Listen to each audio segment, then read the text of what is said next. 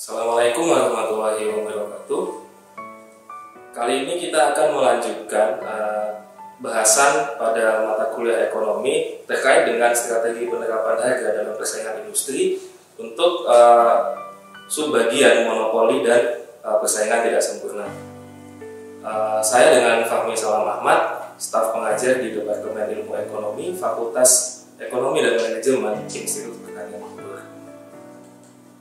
Adapun pada pertemuan kita pada kali ini, kita akan mendiskusikan beberapa hal, antara lain yang pertama adalah mengapa monopoli muncul. Kemudian yang kedua, mengapa MR atau marginal revenue atau penerimaan marginal itu lebih kecil daripada harga untuk perusahaan monopoli.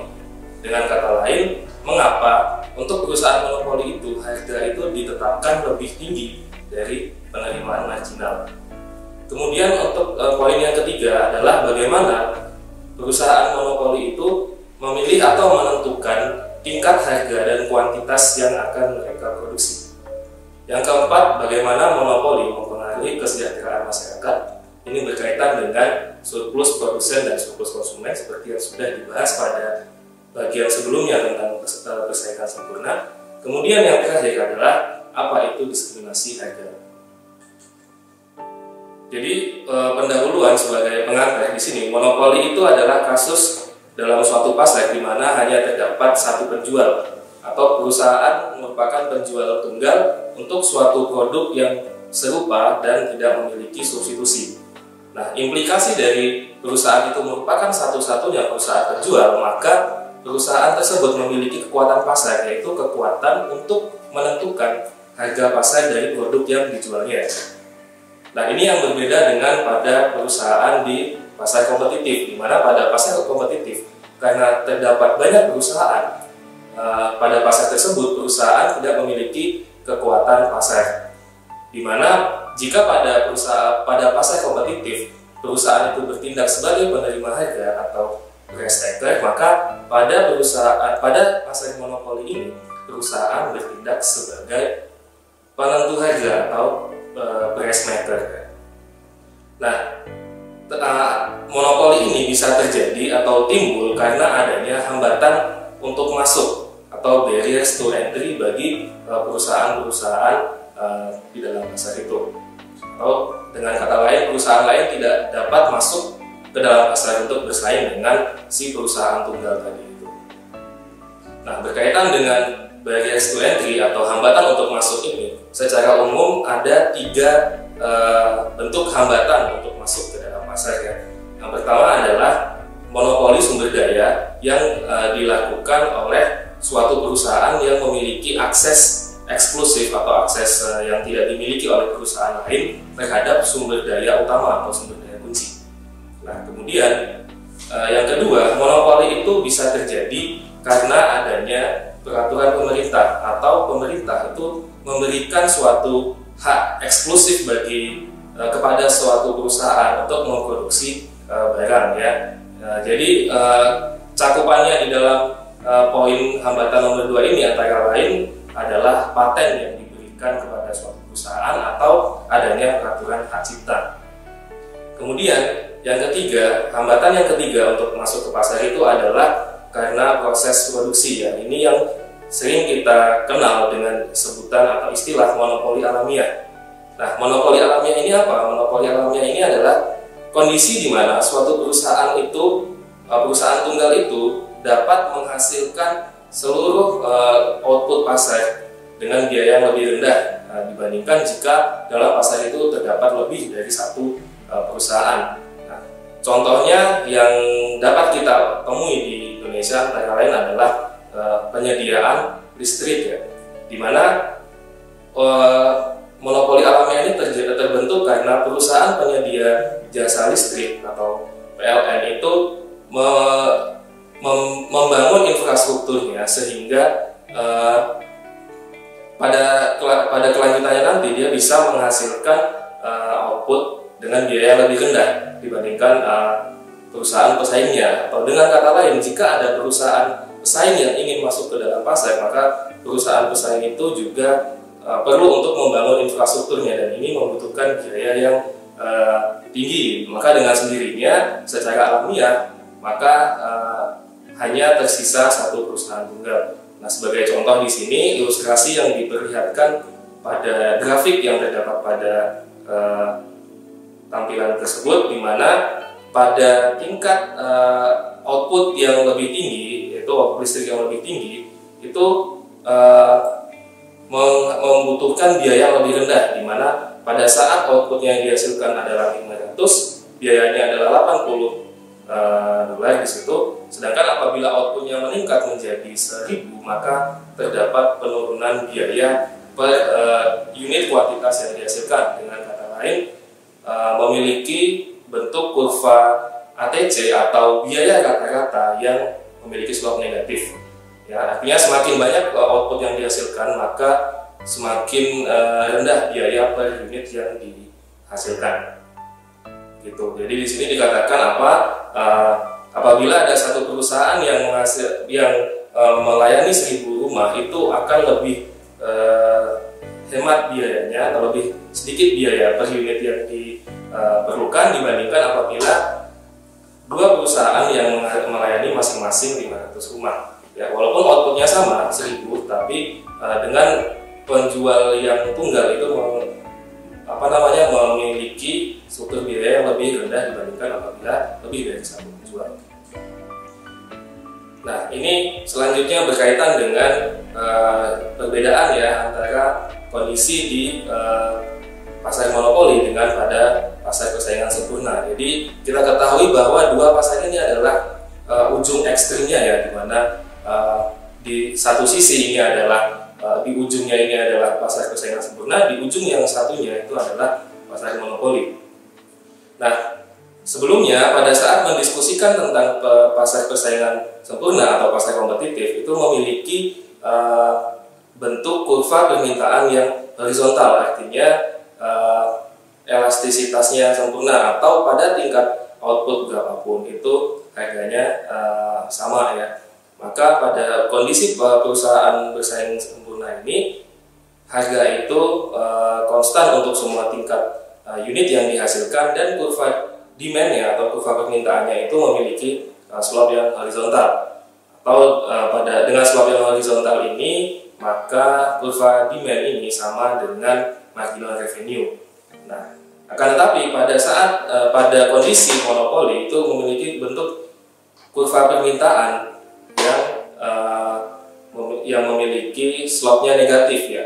Kenapa? Karena jika kita amati untuk kurva permintaan monopoli ini kan hanya dihadapi oleh satu perusahaan ya. Artinya satu kurva yang dihadapi oleh perusahaan itu, kurva permintaan yang dihadapi oleh perusahaan itu sama dengan kurva permintaan pasar ya. Maka memiliki slope yang negatif begitu.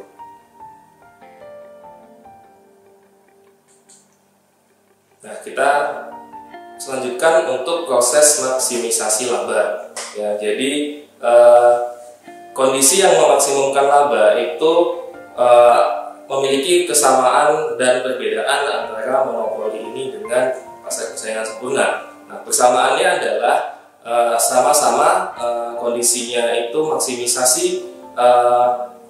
laba itu dicapai pada tingkat kuantitas yang berada pada memenuhi kondisi marginal revenue sama dengan marginal cost atau biaya marginal itu sama dengan penerimaan marginal. Nah, itu keseimbangan yang sama untuk menentukan tingkat output yang dihasilkan. Yang di situ ditunjukkan perpotongan NF dan MC itu di titik itu diperoleh QM atau output pada pasar monopoli. Nah, akan tetapi yang berbeda adalah pada penentuan harganya ya. Nah, pada kondisi monopoli ini, pada tingkat Q yang memaksimumkan laba itu, maka berapa tingkat harganya? Nah, itu diperoleh dari tingkat harga yang bersinggungan dengan kurva permintaan ya. Maka di situ bisa kita lihat bahwa outputnya atau QM-nya itu diperoleh dari perpotongan MR dan MC, tapi kemudian ditarik lagi ke atas sampai bertemu dengan kurva demand. Nah, di titik yang bersinggungan atau yang menyentuh kurva demand itulah maka memperoleh tingkat harga monopoli. Artinya apa? Tingkat harga monopoli ini cenderung lebih tinggi dibandingkan dengan tingkat harga pada keseimbangan kompetitif. Nah, pada tingkat harga yang lebih tinggi tersebut, apakah perusahaan itu memperoleh laba ekonomi atau tidak? Nah, berkaitan dengan laba ekonomi untuk perusahaan monopoli ini, itu bisa dihitung sebagai selisih antara total penerimaan dengan total biaya, ya, di mana total penerimaan itu baik pada monopoli maupun persaingan sempurna itu adalah harga jual dikali dengan output yang dihasilkan. Nah, sedangkan untuk total biaya itu adalah itu adalah untuk total biayanya itu adalah kuantitas dikali dengan biaya rata-rata per unit. Nah, TR min TC ya. Nah, dengan dalam penulisan yang lain kita bisa tuliskan, karena TR ini adalah P dikali Q dan TC itu adalah ATC dikali dengan kuantitas, maka laba itu bisa dihitung sebagai selisihnya, yaitu P dikurangi ATC dikali dengan Q ya. Nah, untuk penentuan apakah laba yang diperoleh ini positif atau negatif, ini bergantung pada apakah harga jual itu lebih tinggi atau lebih rendah dibandingkan dengan biaya rata-rata per unit ya. Jadi apakah P dibandingkan dengan ATC, itu mana yang lebih besar, itu yang secara matematisnya diperoleh apakah perusahaan monopoli itu memperoleh laba atau memperoleh kerugian. Nah, pada contoh kurva yang ini kita bisa lihat bahwa P itu atau harga itu di atas atau lebih tinggi dari ATC ya, maka ada luas suatu area persegi panjang ya di antara P sampai ATC itu tingginya, kemudian panjangnya itu adalah dari 0 sampai Q, maka luas kotak persegi panjang itu adalah besarnya laba monopoli ya, dan labanya positif. Nah, pertanyaannya selanjutnya, apakah monopoli ini selalu untung? Nah, kali ini tentu saja laba atau ruginya itu bergantung pada posisi atau nilai antara harga dengan ATC tersebut. Nah, pada contoh yang sebelumnya itu harganya lebih tinggi dari ATC. Nah, sebaliknya pada contoh yang sekarang ini ATC-nya itu di atas tingkat harga ya, sehingga atau dengan kata lain total biaya yang dikeluarkan suatu perusahaan monopoli itu melebihi total penerimaan yang diperoleh. Maka pada ilustrasi ini terjadi kerugian dengan area yang persegi panjang tersebut karena ATC-nya itu lebih besar dari tingkat harga. Ya, jadi dalam kasus ini monopoli mengalami kerugian karena harga lebih rendah dibandingkan dengan biaya rata-rata yang dikeluarkan. Nah, sebagai contoh kasus KRL atau kereta rel listrik ini dulu pernah merugi. Mengapa? Karena harga tiket jauh lebih rendah dibandingkan biaya rata-rata. Nah, hal ini berimplikasi apa? Total penerimaan yang diperoleh itu lebih rendah dari total biaya yang dikeluarkan oleh perusahaan. Kemudian selanjutnya kita mendiskusikan tentang karakteristik dari kurva penawaran di dalam keseimbangan pasar monopoli ya. Jadi perusahaan monopoli itu tidak memiliki kurva penawaran atau tidak memiliki supply. Mengapa hal ini bisa seperti ini ya? Karena sifat dari kurva supply ini adalah kuantitas itu ditentukan oleh harga ya. Penawaran ini kan berarti dari sudut pandang si perusahaan atau si penjual. Nah, apabila kuantitasnya itu ditentukan oleh harga, maka itu menunjukkan terdapat kurva penawaran. Akan tetapi perusahaan monopoli ini adalah penentu harga ya. Jadi dia tidak menentukan kuantitasnya berdasarkan harga yang terjadi, karena harganya tidak terbentuk oleh mekanisme pasar, tapi harganya itu bisa ditentukan sendiri oleh si perusahaan monopoli ya. Artinya apa? Yang pertama, output atau kuantitas itu tidak tergantung dari harga, ya. Tetapi sebaliknya output dan kuantitas itu sama-sama ditentukan oleh keseimbangan biaya marginal, kemudian penerimaan marginal, dan tingkat permintaan yang dihadapi oleh perusahaan monopoli, ya. Itu adalah keseimbangan kuantitas dan harga pada pasar monopoli yang tadi sudah didiskusikan pada bagian sebelumnya. Nah, akhirnya apa? Dengan demikian tidak ada kurva penularan bagi perusahaan monopoli. Nah, kita lihat salah satu contoh dari monopoli ini, ya. Misalnya tadi ada salah satu dari 3 hambatan untuk masuk ke pasar, itu antara lain satu adalah adanya peraturan dari pemerintah, ya, yang memberikan hak eksklusif, ya. Contohnya adalah paten. Nah, ini adalah contoh paten itu. Jadi misalkan ada obat baru, maka ada hak patennya, di mana hak paten itu diberikan dalam kurun waktu tertentu. Artinya selama kurun waktu tertentu tersebut hanya satu perusahaan yang diberi hak tersebut yang bisa untuk memproduksinya. Nah, tetapi ketika hak patennya itu sudah berakhir, maka obat tersebut sudah bisa diproduksi secara massal, tidak hanya oleh si perusahaan tunggal tadi, tetapi oleh perusahaan-perusahaan lainnya. Nah, maka dengan berakhirnya hak paten tersebut, maka tidak ada maka obat itu bisa dihasilkan oleh lebih dari satu perusahaan, sehingga dapat pasar obat tadi tidak lagi monopoli dan menjadi persaingan sempurna, ya. Dan dengan demikian maka obat tersebut bisa muncul sebagai obat generik, ya. Jadi di sini di kurva yang sebelah kanan ini bisa kita lihat bahwa keseimbangan semula ketika masih berlaku hak paten itu adalah di pertemuan antara QM dengan PM, ya, di mana kuantitasnya lebih sedikit dan harganya lebih tinggi. Tapi ketika hak patennya itu berakhir, maka produksinya bisa meningkat, maka QM-nya itu bergeser ke kanan atau naik menjadi QC atau kuantitas pada saat pasar kompetitif, dan harganya turun karena kuantitas yang dihasilkan lebih banyak dari PM menuju ke PC atau harga di tingkat persaingan sempurna. Baik, nah selanjutnya kita membahas tentang biaya kesejahteraan dari monopoli, ya. Sebagai perbandingan, pada saat pasar persaingan sempurna atau pasar kompetitif itu total surplus itu dimaksimumkan, ya. Karena keseimbangan P sama dengan MC ini berimplikasi total surplus dimaksimumkan. Total surplus ini adalah penjumlahan dari surplus produsen dan surplus konsumen, di mana surplus produsen itu adalah benefit yang diperoleh dari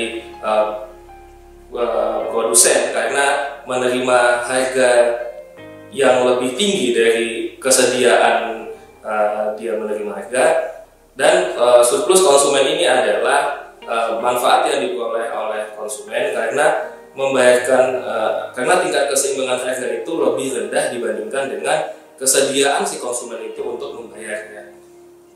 Ya, maka pada pasar kompetitif itu total surplus dimaksimumkan. Tapi pada keseimbangan monopoli itu total surplus ini tidak menjadi maksimum. Mengapa? Karena yang pada keseimbangan monopoli itu tingkat harga lebih tinggi dari keseimbangan biaya marginal sama dengan penerimaan marginal.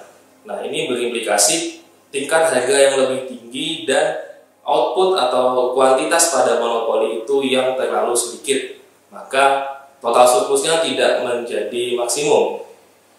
Nah, kondisi di mana total surplusnya ini tidak maksimum, artinya tidak sebanyak total surplus pada keseimbangan kompetitif. Nah, itu disebut selisihnya itu menjadi dead weight loss atau kesejahteraan yang hilang, gitu.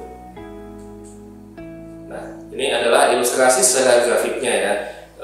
Kita bandingkan antara keseimbangan di pasar kompetitif dengan keseimbangan di pasar monopoli. pada keseimbangan kompetitif itu tingkat harga dan kuantitas itu diperoleh dari keseimbangan antara permintaan sama dengan marginal cost ya. Jadi di situ diperoleh perpotongan MC dan D itu diperoleh tingkat harga P, PC ya, itu lebih detailnya, dan kuantitasnya itu adalah QC. Nah, akan tetapi pada keseimbangan monopoli itu MX sama dengan MC, maka perpotongannya itu terjadi pada tingkat kuantitas QM yang lebih sedikit dari QC, artinya output monopoli yang lebih sedikit dari output persaingan sempurna, dan tingkat harga pada monopoli ini diteruskan sampai menyentuh dengan kurva permintaan ya, maka ada tingkat harganya itu di titik yang di atas P sama dengan MC itu seharusnya adalah PM ya, atau harga monopoli. Nah, karena harga yang lebih tinggi dan output yang lebih rendah pada keseimbangan monopoli ini, maka terjadi day-to-day loss atau kesejahteraan yang hilang itu sebesar luasnya itu adalah segitiga yang berwarna hijau itu ya. Itu yang area yang masuk ke dalam segitiga hijau itu adalah day-to-day loss-nya. Selanjutnya kita akan membahas tentang diskriminasi harga. Jadi apa itu diskriminasi harga? Diskriminasi harga adalah kondisi di mana penjual atau produsen itu menjual barang yang sama dengan harga yang berbeda untuk pembeli yang berbeda. Jadi, suatu perusahaan dapat meningkatkan laba dengan membebankan harga yang lebih tinggi kepada konsumen atau pembeli yang memiliki tingkat kesediaan membayar yang lebih tinggi.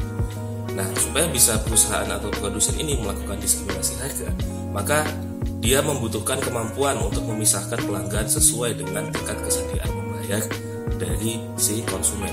Ya, dalam hal ini diskriminasi harga ini bertujuan untuk dan manfaatnya adalah dia bisa meningkatkan kesejahteraan ekonomi.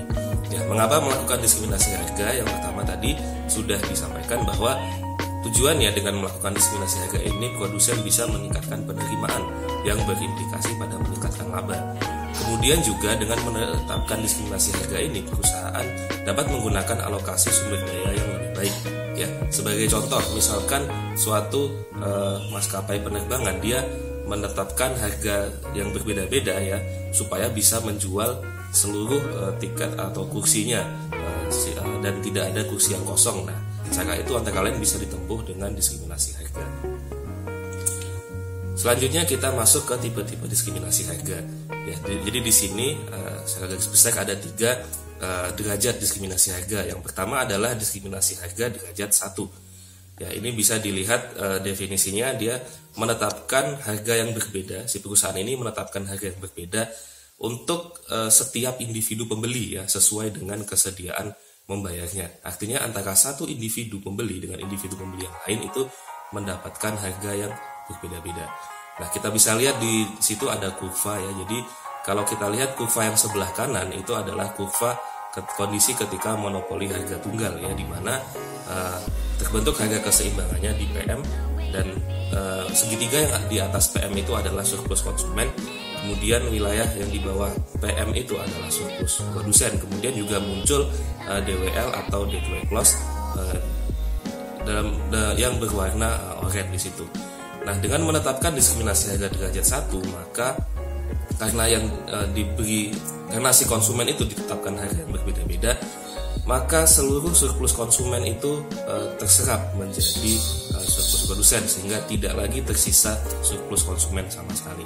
Ya, kalau kita lihat bagaimana bentuk kurva dari diskriminasi harga derajat 1 itu yang ada di sebelah kiri. Jadi bentuk kurvanya itu mirip seperti keseimbangan pada pasar persaingan sempurna. Akan tetapi di sini tingkat harganya itu yang berbeda-beda antar individu, dan tingkat outputnya atau kuantitasnya itu sama seperti pada pasar persaingan sempurna. Yang membedakan juga adalah seluruh surplus konsumen sekarang terserap menjadi surplus produsen dan tidak ada day-to-day loss di situ.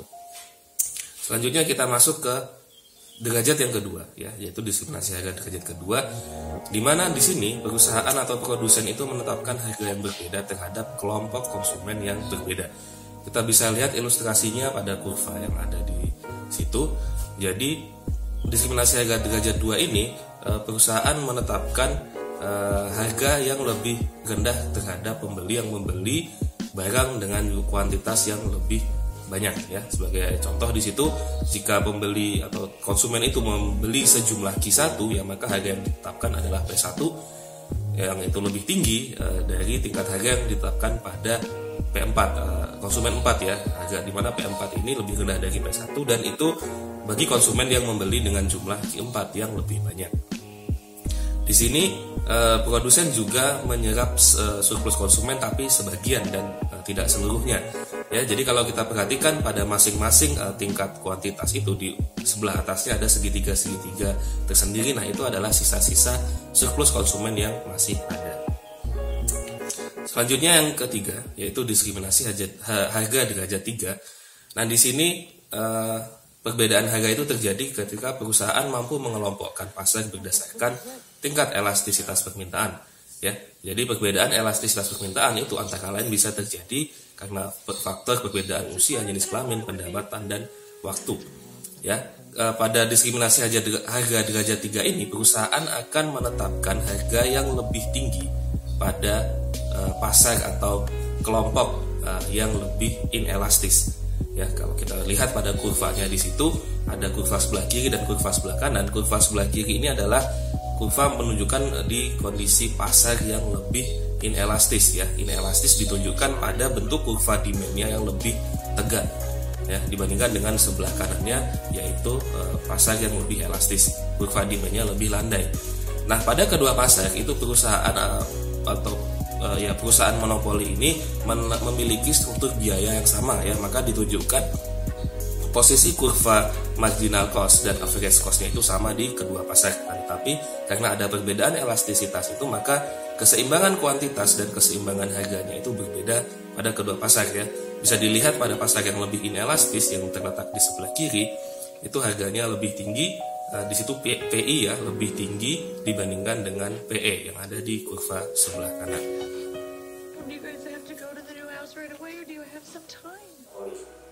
Nah, kita lanjutkan ke bagian selanjutnya yaitu berkaitan dengan diskriminasi harga ya. Nah, kita tahu tadi salah satu karakteristik dari perusahaan monopoli adalah perusahaan tersebut bertindak sebagai penentu harga atau price maker. Nah, bahkan pada tingkat yang lebih lanjut, perusahaan itu bahkan selain bisa menetapkan harga, itu juga bisa menetapkan harga yang berbeda untuk pembeli yang berbeda meskipun barang yang dijual itu sama. Nah, ilustrasinya suatu perusahaan dapat meningkatkan laba dengan membebankan harga yang lebih tinggi kepada pembeli untuk pembeli yang memiliki kesediaan membayar yang lebih tinggi. Nah, supaya bisa perusahaan itu menetapkan atau membebankan harga yang bervariasi ini sesuai dengan tingkat kesediaan pembeli itu membayar, maka perusahaan memerlukan kemampuan untuk mengklasifikasikan atau mengelompokkan, memisahkan pembeli itu sesuai dengan tingkat kesediaan mereka untuk membayar ya. Nah, apabila ini bisa dilakukan, maka ini bisa meningkatkan kesejahteraan ekonomi atau bisa meningkatkan surplus. Akan tetapi tentu surplus yang lebih banyak ditingkatkan adalah surplus bagi produsen. Ya. Nah,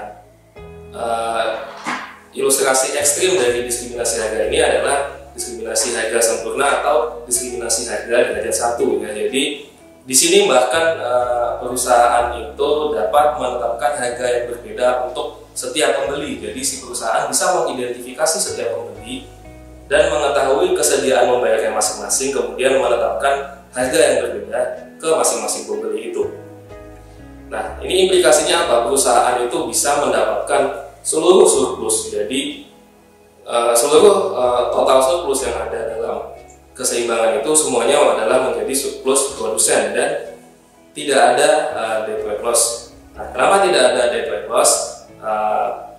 Ini sebagai ilustrasi ya, perbandingan kalau perusahaan monopoli itu tidak menerapkan diskriminasi harga atau menerapkan harga tunggal, maka bisa kita lihat di sini terdapat deadweight loss di area yang segitiga berwarna merah muda itu. Kemudian ada surplus konsumen pada segitiga yang berwarna hijau, dan ada surplus produsen atau laba monopoli di persegi panjang berwarna kuning.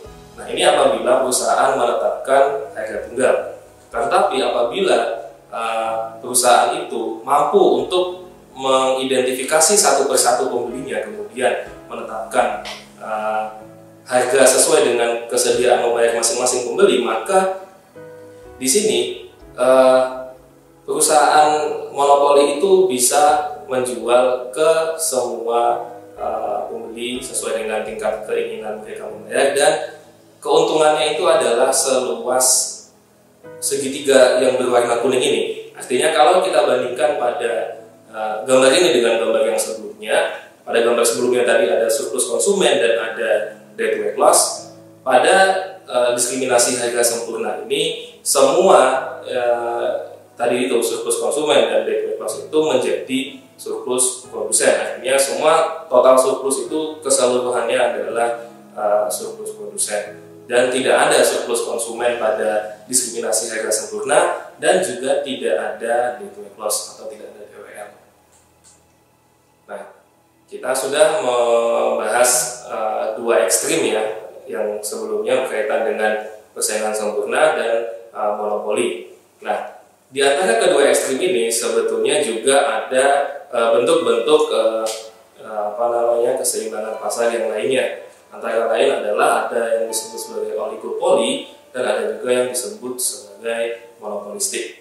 Nah, secara ringkas bisa kita bisa gambarkan ya karakteristik ya. Jadi di ujung kiri itu ada persaingan sempurna dan di ujung kanan itu ada monopoli. Di tengah-tengahnya ada yang disebut sebagai monopolistik dan oligopoli. Jadi untuk secara karakteristik itu bisa kita lihat monopolistik ini dibandingkan dengan oligopoli itu relatif lebih mendekati persaingan sempurna ya. Jadi karakteristik pada monopolistik ini beberapanya itu sama dengan persaingan sempurna ya, diantaranya penjual banyak, pembeli banyak, kemudian relatif mudah untuk masuk dan keluar pasar ya. Akan tetapi ada sedikit perbedaan, diantaranya adalah adanya kekuatan pasar yang relatif kecil, kemudian informasi yang tidak sempurna. Nah, sedangkan oligopoli ini relatif lebih mendekati monopoli dibandingkan dengan monopolistik ya. Apabila dibandingkan monopolistik dengan oligopoli, itu yang lebih mendekati monopoli adalah oligopoli ya. Jadi ada karakteristiknya lebih menyerupai monopoli ya. Jadi pembelinya banyak, produknya homogen, ada hambatan masuk ke pasar ya, kemudian ada dominasi perusahaan dan informasi tidak sempurna. Tetapi poin utama perbedaannya itu adalah banyaknya penjual ya. Kalau monopoli itu benar-benar penjualnya tunggal, kalau oligopoli ini lebih dari satu walaupun masih sedikit. Oke. Nah, kita masuk ke summary atau ringkasan dari yang sudah kita bahas pada diskusi kita kali ini. Jadi secara definisi ya, monopoli ini adalah perusahaan yang menjadi penjual tunggal di pasarnya. Jadi monopoli itu muncul antara lain ketika ada hambatan atau barriers to entry bagi perusahaan lain untuk masuk ke pasar. Jadi perusahaan tunggal tersebut satu memiliki sumber daya utama atau menguasai sumber daya utama. Kemudian yang kedua, pemerintah memberikan perusahaan itu hak eksklusif untuk menghasilkan barang. Atau yang ketiga, atau hambatan yang ketiga adalah ketika perusahaan tunggal itu bisa memasok seluruh pasar dengan tingkat biaya yang lebih rendah dibandingkan apabila banyak perusahaan yang ada di dalam pasar. Nah, kemudian poin yang selanjutnya yang tadi menjadi perbedaan dengan pasar persaingan sempurna adalah perusahaan monopoli ini menghadapi kurva permintaan yang memiliki slope negatif atau miring ke bawah. Ya, jadi dan perusahaan monopoli ini memaksimumkan laba dengan menghasilkan kuantitas di mana penerimaan marginal itu sama dengan biaya marginal atau MR itu sama dengan MC. Kemudian perusahaan monopoli ini karena dia adalah perusahaan tunggal ya, dia memiliki kekuatan untuk menentukan harga atau sebagai price maker ya. Perusahaan monopoli akan menetapkan harga di tingkat kuantitas yang diminta, maka harga itu lebih besar dari biaya marginal, dan harga itu juga lebih besar dibandingkan dengan penerimaan marginal. Nah, jadi selanjutnya tingkat atau total surplus yang dihasilkan pada perusahaan monopoli itu lebih rendah ya dibandingkan dengan tingkat surplus yang terjadi pada persaingan kompetitif ya. Nah, karena ada yang disebut sebagai dead weight loss. Ya, jadi level output maksimisasi laba itu outputnya karena terjadi dead weight loss ini, maka output pada perusahaan monopoli itu lebih rendah daripada output pada persaingan kompetitif. Ya, jadi kemudian perusahaan monopoli sering meningkatkan laba dengan membebankan harga yang berbeda untuk barang yang sama berdasarkan kesediaan si pembeli itu untuk membayar. Jadi apabila perusahaan monopoli bisa mengidentifikasi tingkat kesediaan membayar masing-masing pembeli, maka perusahaan monopoli bisa menerapkan diskriminasi harga. Diskriminasi harga dapat meningkatkan kesejahteraan ekonomi atau surplus bagi si perusahaan atau surplus produsen ya. Kemudian pada diskriminasi harga sempurna, di mana di tingkat seluruh perusahaan monopoli menetapkan harga yang berbeda ke masing-masing pembeli, maka tidak ada dead weight loss dan juga tidak ada surplus konsumen. Ya. Baik, sekian untuk diskusi kita berkaitan dengan bab pasar monopoli ini. Terima kasih. Assalamualaikum warahmatullahi wabarakatuh.